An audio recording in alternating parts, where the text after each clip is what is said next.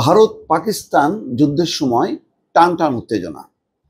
হঠাৎ করেই ভারত আক্রমণ করে বসে পাকিস্তানকে।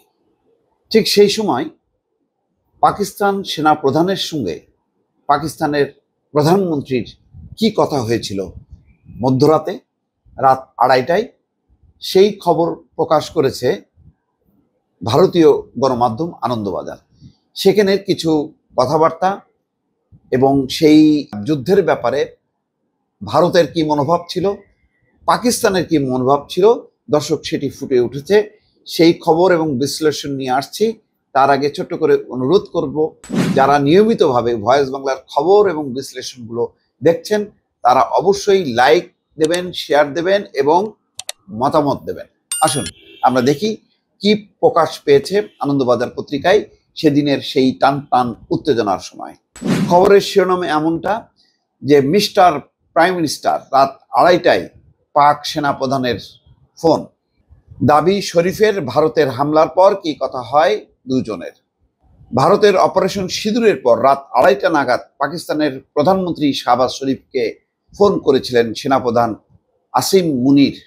একটি অনুষ্ঠানে গিয়ে এমনটাই দাবি করেন শাহবাজ শরীফ। জানালেন, গভীর রাতে মুনিরের ফোন পেয়েই জেগে ওঠেন তিনি।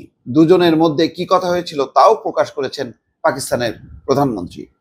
পাকিস্তানের সংবাদ মাধ্যম ডন জানিয়েছে, শুক্রবার ইসলামাবাদের পাকিস্তান মনুমেন্টের একটি অনুষ্ঠানে গিয়ে শরীফ সেনাপ্রধানের ফোনের বিষয়টি প্রকাশ্যে আনেন।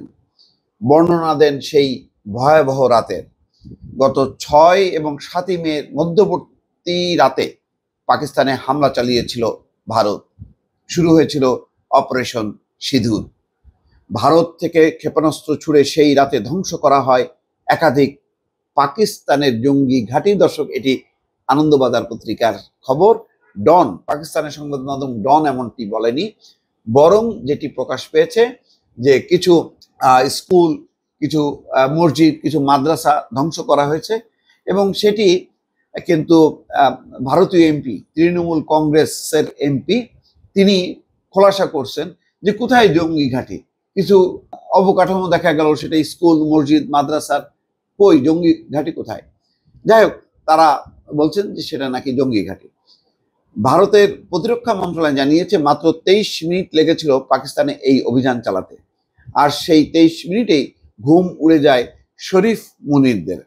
ঘুম কি ওড়েনি ভারতের? ওই অভিযানের সময় ভারতের 5টি যুদ্ধ বিমান ভূপাতিত হয়। পরে জানা যাচ্ছে, পাকিস্তানের প্রধানমন্ত্রী বলেছেন 5টি নয়, 6টি, আরো একটি যুদ্ধ বিমান। এই কথাগুলি কিন্তু বারবার তারা চেপে রাখে। তারা মনে করে ওই 23 মিনিট তারা একদম লন্ডভন্ড করছে, কিন্তু প্রথম হামলা শুরু হওয়ার 5 মিনিটের মধ্যে পাকিস্তান বিমান বাহিনী যে পাল্টা হামলা চালায়।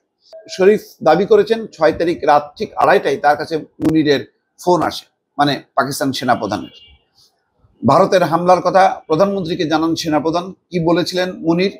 শরীফের বক্তব্য অনুযায়ী মুনির ফোনে বলেন, mister prime minister, Bharat ballistic missile ছুড়েছে পাকিস্তানের দিকে, আমাকেও পাল্টা হামলার অনুমতি দিন। ফোনেই সেনাপ্রধানকে পাল্টা হামলার অনুমতি দিয়েছিলেন পাকিস্তানের প্রধানমন্ত্রী। পরে ভোরের দিকে পাকিস্তান পাল্টা গোলাবর্ষণ শুরু করে। জম্মু এবং কাশ্মীর, রাজস্থান সহ ভারত পাক সীমান্তে ড্রোন, মিসাইল ছোড়ে। তবে ভারতের আকাশ প্রতিরক্ষা ব্যবস্থা সেই আক্রমণ সফলভাবে প্রতিহত করেছে বলে জানিয়েছে ভারতীয় সেনা বাহিনী। এটা হচ্ছে ভারতের দাবি। এরাও যেমন বলছে যে ভারতের গুলো প্রতিহত করা হয়েছে, ভারতও বলতেছে পাকিস্তানের গুলো প্রতিহত করা হয়েছে। ভারত জানিয়েছিল পাকিস্তানের কেবল জঙ্গি ঘাঁটিগুলো তারা নিশানা করেছিল, সাধারণ মানুষের ক্ষতি যথাসম্ভব এড়ানো হয়েছে। তারপরও প্রায় নাকি 100 মারা গেছে, আর পাকিস্তান বলছে 36 জন। তবে পাকিস্তান পাল্টা অভিযোগ করে ভারত হামলা চালিয়েছে তাদের ধর্মীয় প্রতিষ্ঠানে, যাতে অনেক সাধারণ মানুষের মৃত্যু হয়েছে। শরীফের দাবি, ভারতের এই হামলার পর পাকিস্তান আবশ্যক এবং পরিমিত জবাব দিয়েছে। ভারতের বিরুদ্ধে পাকিস্তানের পাল্টা অভিযানের নাম দেওয়া হয় অপারেশন বুনিয়ান আন মারসুস, যার অর্থ সীসার তৈরি কঠিন কাঠামো বা অভেদ্য দেয়াল। ওই দিনের পর থেকে ভারত পাকিস্তান সীমান্তে টানা সংঘর্ষ হয়। 10ই মে দুই দেশ সংঘর্ষ বিরতিতে সম্মত হয়। আপাতত সীমান্ত এবং নিয়ন্ত্রণ রেখার পরিস্থিতি মোটামুটি শান্তিপূর্ণ, তবে দ্বিপাক্ষিক সম্পর্কের আর উন্নতি হয়নি, বরং এখন চলছে পাল্টাপাল্টি বাকযুদ্ধ।